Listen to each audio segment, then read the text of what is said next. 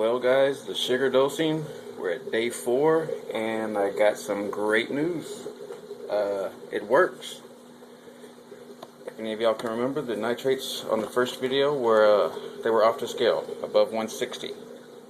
I did a 20% water change 3 days in a row, but even at last night they were barely coming down to right about 80.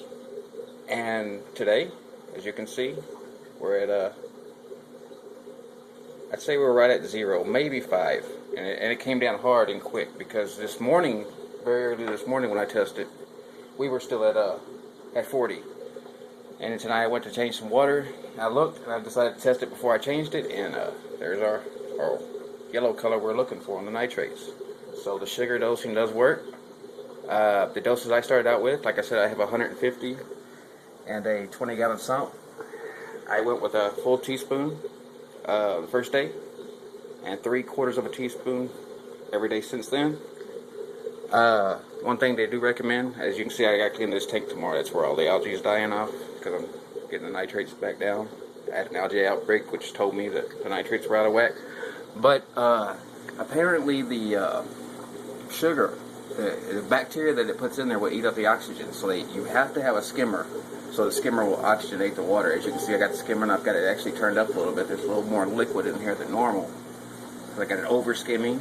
I got the pumps turned up all the way. As you can hear, my overflow is making a horrible noise because I've got it going all the way up just to get the water oxygenated to where I can get this. When I get the nitrates back to 0, I'll dial everything back and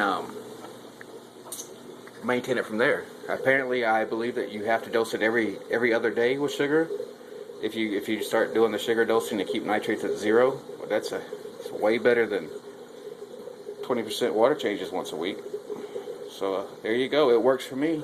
If you choose to try so, you can do so. I hear there's other things you can try. You can use vinegar or vodka, and they do the exact same thing. Same dosage. It's 1/8 of a teaspoon per 50 gallons or something like that, I believe. I just went ahead and did overkill because mine was so bad. But there you go. It works. Again, the proof's in the test, you know. Men lie, women lie, numbers don't. There's your numbers. Like I said, started this 4 days ago, we were over 160. And the first 2 water changes wouldn't even bring it down below 160, so that tells you exactly how high it was. It was completely off the charts. There you go. No more water changes.